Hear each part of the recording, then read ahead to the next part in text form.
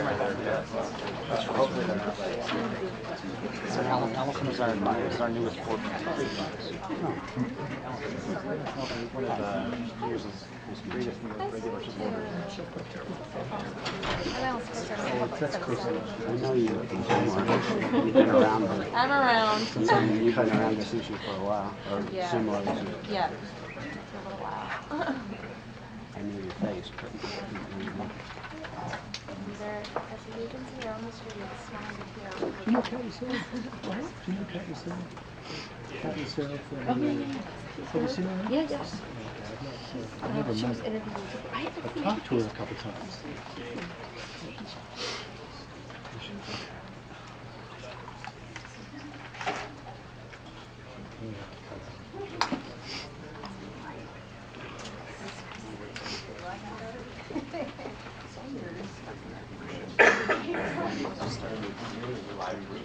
Let's pass our plate.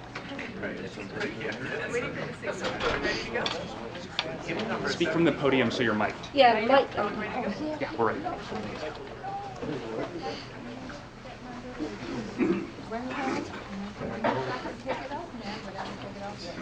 Good evening, everybody, and thank you so much for coming on relatively short notice to the launch of Power DC. Power DC is a new coalition. It's extremely broad, and it's people from the community who are working to stop this merger. It's renewable energy advocates, environmental advocates, it's social justice advocates, and it's people who believe that the DC merger is not in the public interest. We have some very esteemed speakers here, all members of Power DC. I should say that we are a broad and growing coalition, so please approach any of us afterwards and go to powerdc.org if you know of other organizations or are part of other organizations that are interested in joining this coalition. So first up we have Rob Robinson. He's president and convener of Grid 2.0.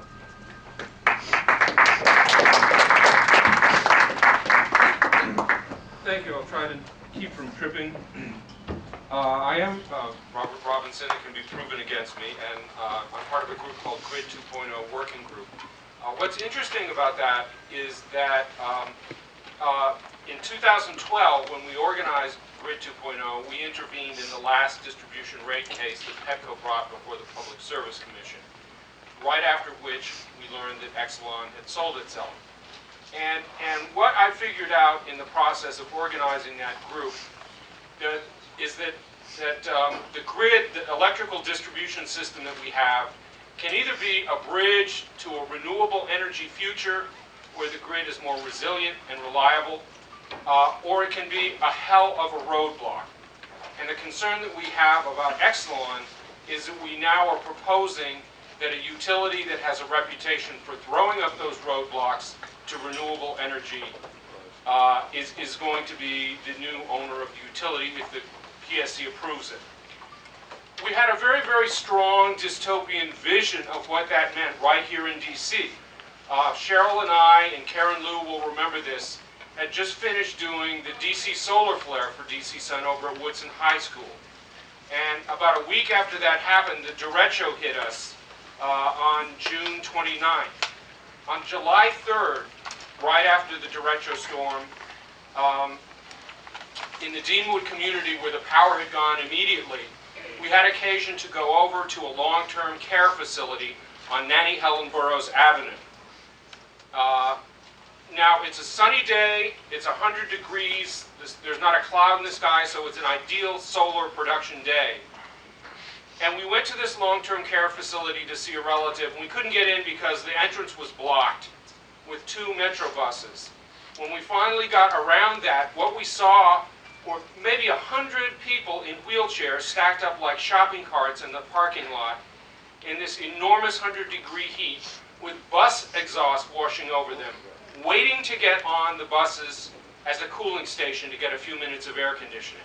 So here in the nation's capital of the richest, most powerful country in the earth, we have the same type of grid that you would expect to find in a developing nation. So that's really what we see this as being about. One model for energy in the 21st century is that you use technology use energy efficiency and you combine them with renewable energy, and not only will the grid be more reliable and resilient, but electricity will be cheaper. What this merger is proposing us is that we remain locked for years, for decades, in a 20th century business model where we pay more and more and more in rate hikes to companies that are still producing energy the old way. So that's why this issue is so very, very, very important to us. Because we want to have a 21st century grid, and we want to have distributed generation, so that, like our neighborhood in Mount Pleasant or Capitol Hill, if you go up on a roof and look out over your neighbors' homes, you can see solar panels all around you. And that's what distributed generation is. It's producing the energy on the same site that you consume it. And that's what the big threat is to Exelon. I'm going to keep my remarks short. I'd just like to say, most of you know that the issue that this hinges on is whether or not this deal is in the public interest. Okay? Let's talk briefly about what everybody gets. Well, Pepco's shareholders and their executives are going to get to divide up at least $1.2 billion. That's the premium that they were paid by Exelon. And that's why Pepco did the deal. Not because it's going to lead to lower costs or better reliability, but the shareholders and the executives would get to divide up over $1 billion. What does Exelon get? Well, Exelon gets Pepco's shareholders to go away.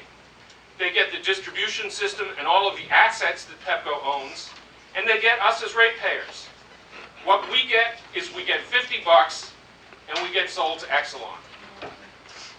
So that's really what's at stake. It's at stake, and if you look at the terms of the deal, you will see that whether it comes to the fact that Exelon is a Chicago-based company and will be shipping our rates out of the local economy, if you look at any aspect of it, it does not meet the standards for being in the public interest. With that, I'll close. There are many other people. I'd like to thank each and every one of you for coming out on this fine sunny day to take your time.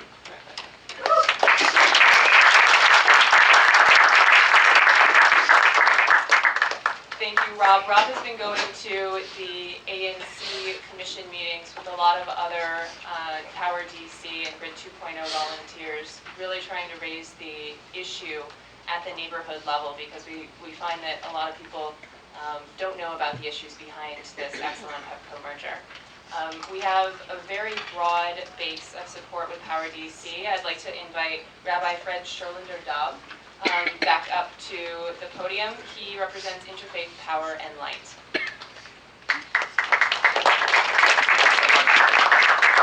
A disclaimer for all of the testosterone that's up here. This is very much a woman-led effort, and we need to say this is not only about firing up folks before tonight's hearing, it's also a real coming together of the folks who are really in tribute to Anya Schulman. So thank you. And this is the celebration of the jump from small organizations to real movement. And in that sense, very exciting. 3 very short points. First, distributed energy is doable. That's stating the obvious, but I'm happy to offer peer testimony. Our congregation, Adat Shalom, became the first Jewish community and the largest religious nonprofit to go solar 3 years ago with the help of Interfaith Power and Light. Rob mentioned Karen Liu, who's here with others from IPL. And so many other communities, houses of worship, have done so. This past year, with the help of DC Sun, I supplemented the 43 kilowatts that we're getting on the Adat Shalom with 6 more from a house in Northwest DC.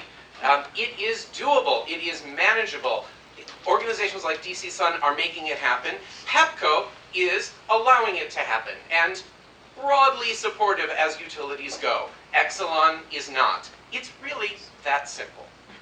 Add to that the second point, that distributed energy, and specifically renewable distributed, is necessary, building on the idea of the grid being the dinosaur of a model, and the need to have it be going both ways. I'm going to be talking and running because tonight, of course, is Hanukkah, second night, and there's numerous Hanukkah gatherings. Hanukkah is the story of a group of people who, when they rededicated the temple, found 1 unit of oil and made it last 8 times longer than anyone thought that it could.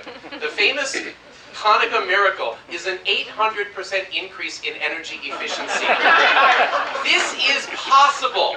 And for those celebrating other themes this season, the birth through light, right, light in the sky of deliverance, we have that potential. It's no accident that our movement is called Interfaith Power and Light, because the real power and light is not any utility. It's the power with a capital P and light, as in from the sun, and harnessing it for sacred purposes. It is a moral imperative that we begin to cut the use of fossil fuels. The best way to do it is distributed renewable energy. And finally, this question of the public interest.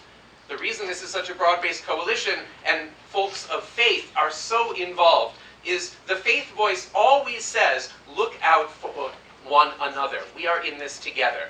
It's against that atomistic side of the American model where it's just a question of rate paying.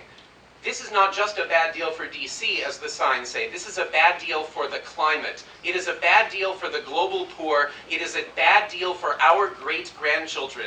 Anything that moves away from the possibility of transformation toward renewables is more dinosaur, like the grid. Exelon has a dinosaur business model. We do not want to be saddled with responsibility to provide a market for their dirty coal plants. We can do better, we must do better, and with one another's help, we will. Thank you.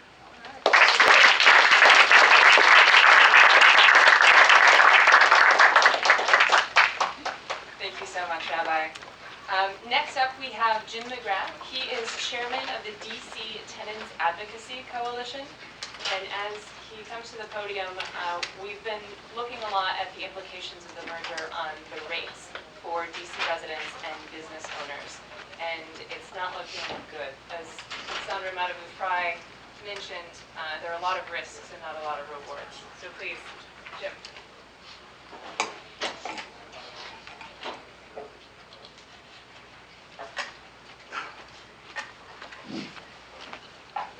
Thank you very much. It's a pleasure to be here. And when I look at this merger, I see something of a medieval morality play. Unlike St. George, who only had to slay a dragon, valiant Sandra Madhavu-Fry has to slay a hydra-headed monster called Pepco, now added to another monster with more hydra called Exelon. And this hydra-headed monster's big mouth only utters 3 words: more, more, and more.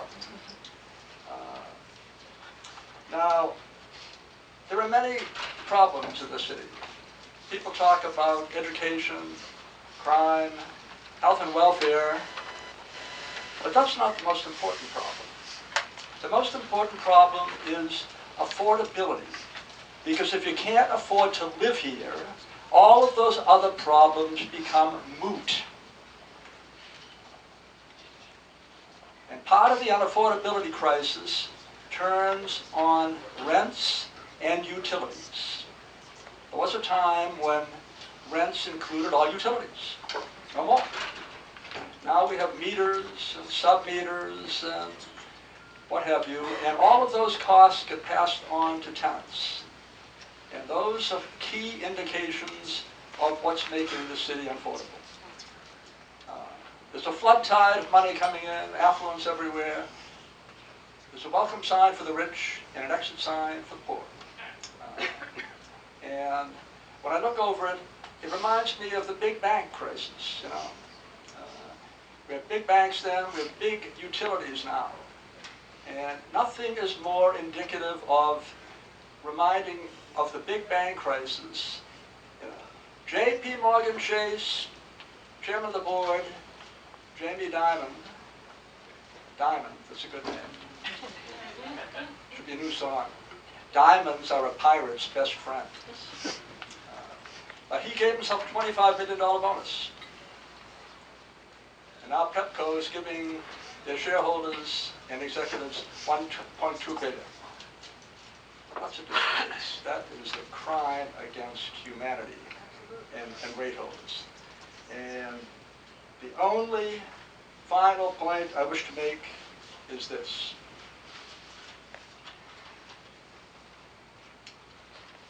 Housing is not a commodity. We're not talking about oil futures, or gold bullion, or pork bellies. We're talking about the roof over people's heads. And utility rates and rents are driving those roofs away.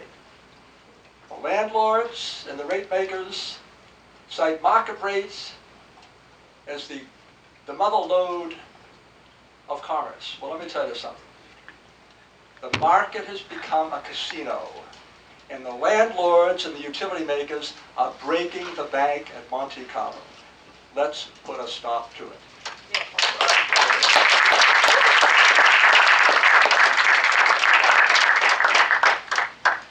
Thank you so much, Jim. We have a broad coalition, as I said. We just had the DC Statehood Green Party join the coalition today. And we now have the Delon Michael, who's the executive director of DC Working Families. This is multiple parties coming together to oppose this merger, and we're looking forward to your remarks. Thank you, Devon. Hello, thank you for having me. As she said, I'm Delon Michael, the executive director of DC Working Families, and there's no place I'd rather be than in a room full of activists who are fighting for justice. The reason we're here tonight is plain and simple. This deal is bad for Washington working families. I don't know how we got here, but simply the deal makes no sense whatsoever. Exelon is a Chicago-based company that is too big to fail. Just last week, the Maryland Office of People's Counsel asked the commission to reject this deal out of hand, just as the DC office did a few weeks prior to that. And we're going to call them to do the same thing tonight. So Exelon has basically provided a checklist of false benefits. The Office of Counsel said the best of which are fairy tales, the worst of which are out and out lies. Now, if you're wealthy and well-connected, decent deal. But if you're a working families, a utility worker, this is not a deal for you. There's nothing in it for you, and it's just really terrible. They have a community fund that they're handing out money. I think it's a slush fund. They're handing out bribes. They're giving money all around, spending money all around town. And I think we want to stand together and make them know that we won't be bought, we won't be sold out, and we're going to stand together and fight this thing. Right. So thank you so very much.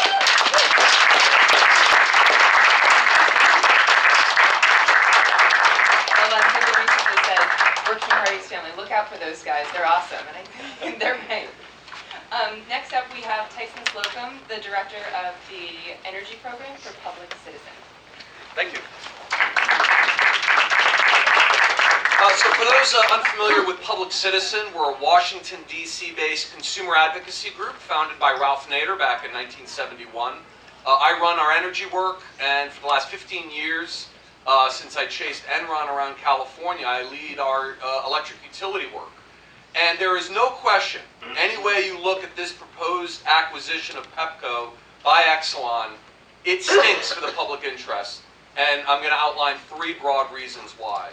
First and foremost, this is a massive transfer of risk away from Exelon shareholders and on to the captive ratepayers of Pepco.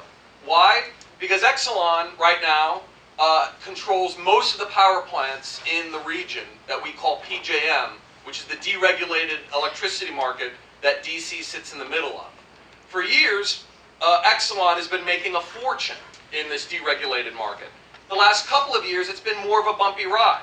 So Exelon sought to mitigate that risk by bringing on 1.4 million captive ratepayers that Exelon is going to be able to balance its balance sheet with more guaranteed, rate-guaranteed money coming in from Pepco ratepayers. And that's why Wall Street absolutely cheered this merger. And as we all painfully know too well, what's good for Wall Street is terrible for Main Street and for working families. And so just on that point, the DC Public Service Commission needs to reject this merger. The second reason to reject it, however, is that it is going to concentrate economic and political control in the hands of one company, Exelon. Exelon already has the largest fleet of unregulated power plants stretching from Illinois to the East Coast. If they add in Pepco's captive ratepayers and its transmission assets, there's not going to be another utility commanding the kind of control that it will have over this entire market. And with that control becomes political consolidation. They're going to control now 85% of all the electricity system in Maryland, concentrating its power in Annapolis and Baltimore. It's going to control the inner workings of this private organization that operates the grid and importantly writes the rules for the grid, PJM. And that's a problem, and the federal government failed to mitigate that risk. But what we're really seeing here, and it's been eloquently pointed out by some of the other speakers, is that by taking over Pepco, Exelon is fundamentally transforming Pepco away from a neutral arbiter, where Pepco doesn't own any power plants. All it does is it procures power and delivers it on to customers. If it becomes a subsidiary of Exelon, it's going to have an incentive to make sure to sell Pepco customers as much of Exelon's overpriced power plant electricity as possible. And as we know, the electricity system is transforming away from the centralized business model that's existed since Thomas Edison built the Pearl Street Station in 1883, and we're moving to a distributed one. The largest lobbying group for the for-profit corporate utility, the Edison Electric Institute, put out a seminal white paper in February 2013, where they said the number one threat to the centralized utility business model like Exelon, it isn't EPA regulations over greenhouse gases, it isn't Obamacare, it isn't taxes, it's rooftop solar. And what this merger is all about is concentrating power, making sure that we are forced to buy overpriced, dirty, dangerous energy from Exelon at the expense of moving to a more affordable, reliable grid for everybody. This merger is not in the public interest, and so I hope all of you are going to go down and testify and make sure to tell the Public Service Commission that. Thank you so much for your time.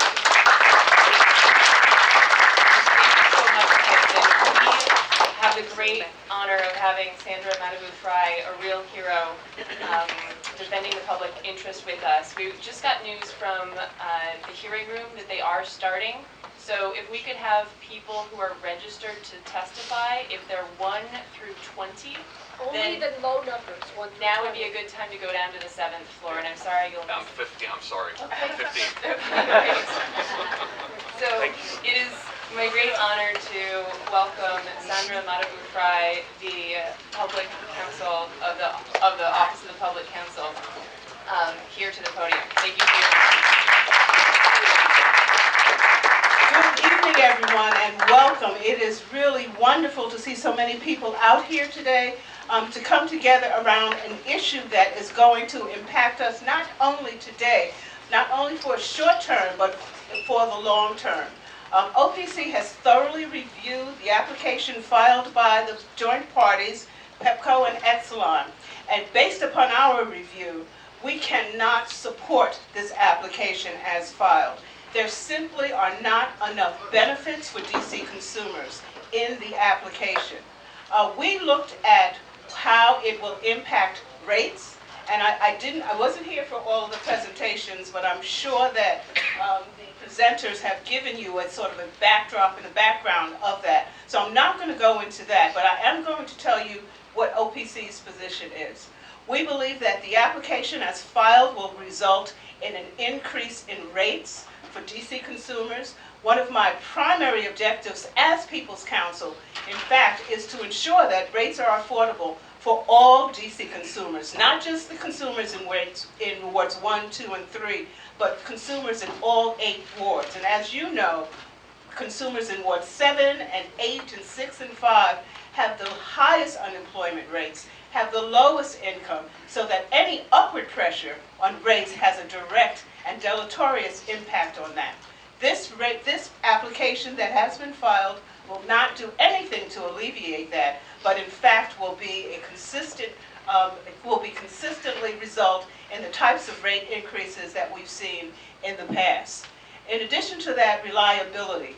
Now, anyone who has been a resident of the District of Columbia for the last decade knows that we have fought a really battle to ensure that that service is reliable. We have endured long and prolonged outages, sustained restoration. Consumers have been out of service for weeks or days, and that's unacceptable. We have now sort of seen the light at the end of the tunnel. Reliability has begun to improve.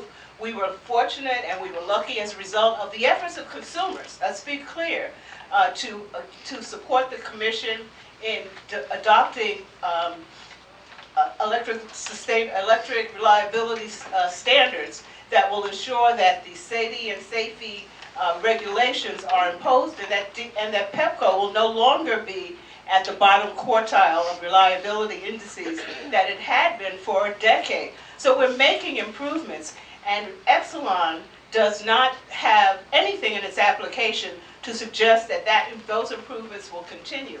In fact, in their application, they indicate that they will not be able to meet the Commission's electricity standards within the next few years. That's a non-starter for OPC, and it should be a non-starter for you. In addition, in terms of renewability in terms of renewables and sustainability, I mean, the district has really come into the forefront. We are being recognized as a national leader. As we know, there is an inherent conflict between Exelon's approach and plan and the plan that has been in place and is beginning to take shape in the District of Columbia. We cannot retreat. We must go forward. We must go forward with an industry and a network that meets the needs not only of the people of today, but of our children and our grandchildren. So in order to do that, we must make certain that Exelon and the joint applicants, if this merger is to go through, comes forward with some benefits that will benefit DC consumers. I encourage you to go downstairs, to voice your concerns, to voice your opposition, to raise your questions, so that the Commission will have a full record upon which it can base its decision. With that, thank you very much. Again, I am so pleased to see so many of you here today.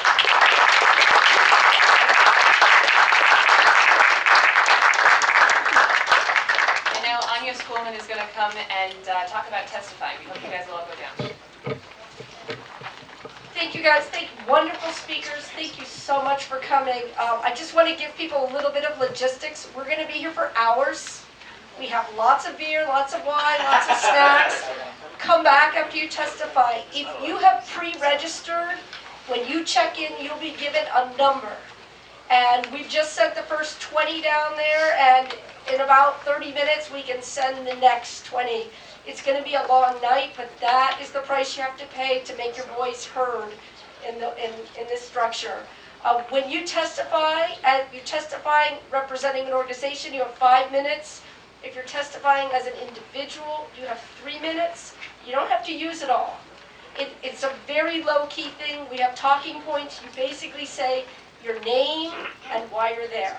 And you can follow, we have a couple different sets of talking points. You want to make it personal, specific. You're not there to convince them. You're just there to share who you are and why you're there and why you oppose the merger. The most important thing is that you very explicitly say, we oppose the merger, so that there's no equivocation in terms of how they interpret your results or your speech. That's it. We're going to keep making announcements through the night as we go down. Enjoy yourself, have a beer, have some snacks. I don't want to take this food home. Thank you all.